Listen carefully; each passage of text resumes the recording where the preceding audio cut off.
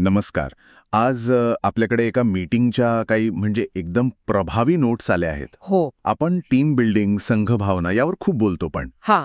यशस्वी team उभी कशी करायची याचा मार्ग सापडत नाही. बरोबर. प्रत्युषच्या स्टार डायरेक्टर सुश्री दीपाली गिरी यांच्या एका सत्राचा हा सारांश आहे.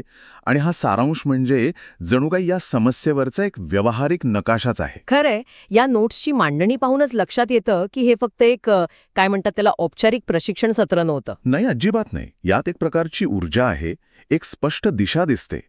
म्हणजे विक्री किंवा व्यवसाय वाढवणाऱ्या संघासाठी तर हे उपयुक्त आहेच. हो, ते तर आहेच. पण यातली तत्व इतकी मूलभूत आहेत की ती कोणत्याही क्षेत्राला लागू होतात. अगदी. आणि विशेष म्हणजे यात फक्त काय करा हे नाही सांगितलंय, तर प्रत्येक गोष्टीमागे ते का महत्वाचं आहे हे खूप छान उलगडून दाखवलंय. बरोबर. आणि याची सुरुवातच एका अशा विचाराने होते जो आपण शाळेपासून ऐकत आलोय, पण कामाच्या ठिकाणी विसरून जातो.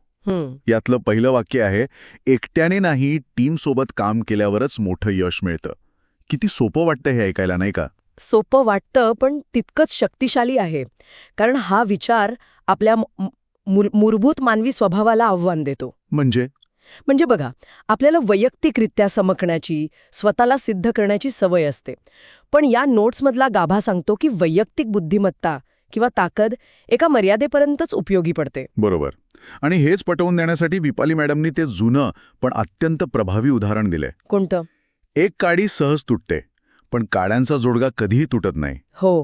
हे ऐकल्यावर वाटतं की यात नवीन काय, पण जेव्हा आपण आपल्या कामाचा विचार करतो तेव्हा जाणवतं की आपण अनेकदा ती एकटी काडी बनण्याचा प्रयत्न करत असतो. अगदी. आपण कितीही प्रतिभावान असलो तरी मोठी स्वप्न एकट्याच्या जीवावर पूर्ण होत नाहीत, हा विचार या नोट्समध्ये पुन्हा पुन्हा अधोरेखित केला आहे.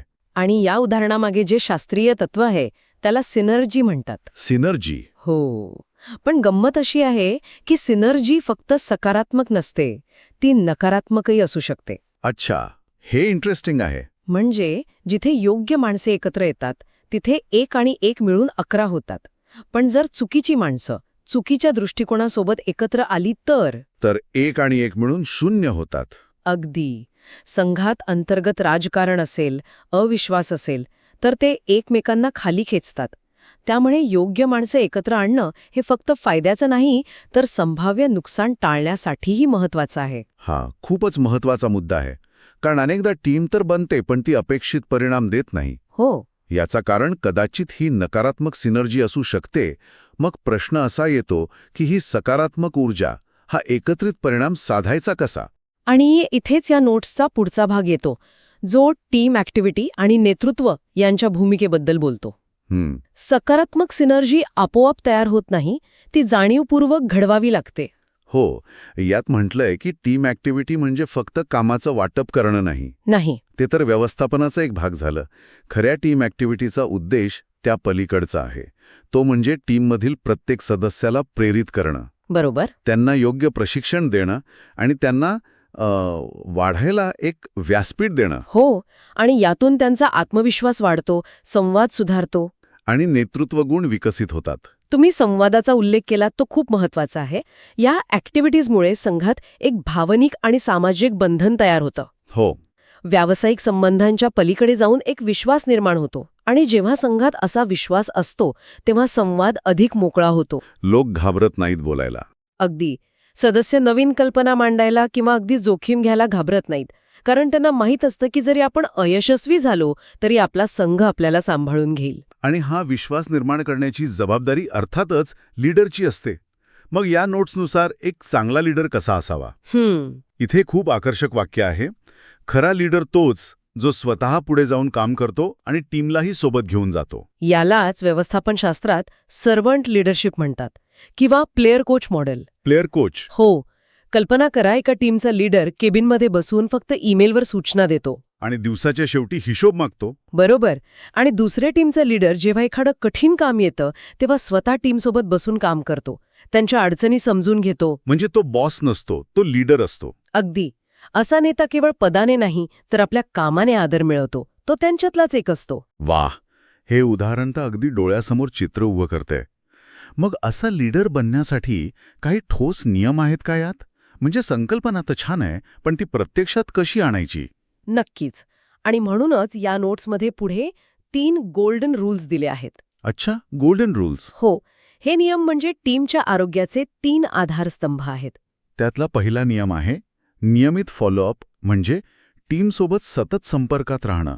पण यात एक धोका नाही का, कोणता? की सतत विचारपूस केल्यानं टीमला वाटेल की त्यांचं मायक्रो मॅनेजमेंट केलं जातंय? उत्तम प्रश्न आहे. आणि म्हणूनच या नोट्समधल्या फॉलोअपचा अर्थ मायक्रो मॅनेजमेंट नाही. मग काय आहे? तो एका डॉक्टरसारखा आहे, जो रुग्णाची नियमितपणे विचारपूस करतो, पण त्याच्या प्रत्येक कामात ढवळाढवळ करत नाही. हां. इथे लीडरची भूमिका नियंत्रकाची नाही, तर मदतनीसाची आहे. तुमचं काम कुठपर्यंत आलंय हे विचारण्याऐवजी तुम्हाला कुठे अडचणी येतेय का, मी काही मदत करू शकेन का, असं विचारणं म्हणजे खरा फॉलोअप. म्हणजे दृष्टिकोनच पूर्णपणे वेगळा आहे. आता दुसरा नियम, प्रशिक्षण आणि सपोर्ट. यात म्हटलंय की नवीन लोकांना प्रशिक्षण देणं ही लीडरची जबाबदारी आहे. हो, जितका जास्त प्रशिक्षण तितकी जास्त वाढ. हे तर सोपं वाटतंय. वरवर पाहता सोपं वाटतं, पण अनेकदा लीडर प्रशिक्षणाला खर्च म्हणून बघतात, वेळेचा अपव्यय मानतात. बरोबर. पण या नोट्सनुसार ती एक गुंतवणूक आहे. आणि या गुंतवणुकीवर मिळणारा परतावा केवळ वाढलेल्या विक्रीत नसतो, अच्छा. तर तो टीममध्ये टिकून राहण्याच्या दरात, म्हणजे रिटेन्शन रेटमध्ये सुद्धा दिसतो. जेव्हा तुम्ही तुमच्या टीमला नवीन गोष्टी शिकवता, तेव्हा तुम्ही त्यांचा आत्मविश्वास वाढवता. आणि त्यांना हे दाखवून देता की त्यांच्या विकासाची तुम्हाला काळजी आहे. अगदी. आणि तिसरा गोल्डन रूल, जो मला वाटतं या सगळ्याचा भावनिक कणा आहे, कौतुक आणि प्रेरणा. हो, यात एक वाक्य आहे, कौतुकामुळे व्यक्तीची काम करण्याची ऊर्जा दुप्पट होते. पण रोजच्या धावपळीत छोट्या छोट्या गोष्टींचं कौतुक करणं थोडं कृत्रिम नाही का वाटणार? हा एक अतिशय व्यावहारिक मुद्दा आहे. आणि इथेच कौतुक या शब्दाचा खरा अर्थ समजून घ्यायला हवा. कौतुक म्हणजे खोटी स्तुती नाही, मग काय? तर प्रयत्नांची दखल घेणं आहे. समजा विक्रीचं लक्ष्य पूर्ण झालं नाही, पण टीमने एका कठीण क्लायंटला खूप चांगल्या प्रकारे हाताळलं, हां. तर त्या प्रयत्नाचं कौतुक करणं महत्वाचं आहे. मानसशास्त्रानुसार जेव्हा एखाद्या चांगल्या वर्तनाची दखल घेतली जाते, तेव्हा त्या वर्तन पुन्हा करण्याची प्रवृत्ती वाढते. म्हणजे कौतुक हे एक भावनिक इंधन आहे. हो, ते योग्य वर्तनाला प्रोत्साहन देतं आणि थेट कामगिरीवर परिणाम करतं. म्हणजे हे तिन्ही नियम एकमेकांना जोडलेले आहेत. चांगला फॉलोअप, प्रशिक्षण आणि कौतुक. बरोबर. या सगळ्याचा अंतिम परिणाम काय, हेही या नोट्समध्ये एका वाक्यात सांगितलं आहे. टीम बनवली की इन्कम आपोआप वाढते. हो, आणि यामागे मानसिकतेतला एक खूप मोठा बदल आहे. कोणता बदल? तुम्ही एक काम करणारे म्हणजे डुअर नाही राहत, तर तुम्ही गुणाकार करणारे म्हणजे मल्टिप्लायर बनता. मल्टिप्लायर. तुमचं यश तुम्ही किती तास काम करता यावर नाही, तर तुमची टीम मिळून काय साध्य करते यावर अवलंबून असतं. अच्छा, म्हणजे एकट्याने काम केल्यास कमाई मर्यादित राहते. हो, पण जेव्हा तुम्ही एक टीम तयार करून त्यांना यशस्वी व्हायला मदत करता, तेव्हा तुमचं उत्पन्न आणि तुमची ओळख दोन्ही घातांकित पद्धतीने म्हणजे एक्सपोनेन्शियली वाढतात. म्हणजे मी किती कमवतो यापेक्षा माझी टीम मिळून किती यश मिळवते हे जास्त महत्वाचं ठरतं. अगदी. हा विचारच खूप मोठा आहे. मग या सगळ्या संकल्पना प्रत्यक्षात आणण्यासाठी काही कृती योजना दिली आहे का? हो, आणि हाच या नोट्सचा सर्वात प्रभावी भाग आहे. यात केवळ सिद्धांत नाहीत, तर दैनंदिन आणि साप्ताहिक शिस्त आहे. अच्छा. एक स्पष्ट कृती योजना दिली आहे. त्यातला पहिला मुद्दा आहे रोज 2 नवीन लोकांशी संपर्क साधणे. अगदी. हे सातत्य आणि शिस्त दर्शवतं. यालाच कंपाऊंडिंग इफेक्ट म्हणतात. Compounding effect. आणि चौथा, जो या सगळ्याचा पाया आहे, तो म्हणजे सतत सकारात्मक मानसिकता ठेवणे. ही कृती योजना म्हणजे आपण चर्चा केलेल्या 3ही गोल्डन रूल्सचं व्यावहारिक रूप आहे. हो, बरोबर. रोजची ॲक्टिव्हिटी आणि संपर्क हे नियमित फॉलोअपचा भाग आहेत. साप्ताहिक प्रशिक्षण हे दुसऱ्या नियमाची अंमलबजावणी आहे. आणि सकारात्मक मानसिकता ही कौतुक आणि प्रेरणेतूनच टिकून राहते. अगदी.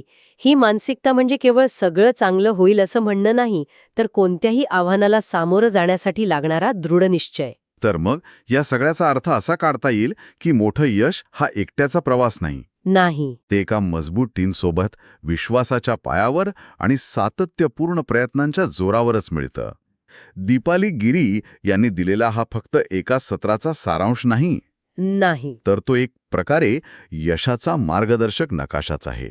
नक्कीच. या सारांशामध्ये टीम तयार करण्याचे व्यावसायिक फायदे, जसं की उत्पन्न आणि यश, यावर खूप भर दिला आहे. आणि ते महत्वाचं आहे. हो. पण जाता जाता एक विचार करण्यासारखा प्रश्न मनात येतो. कोणता?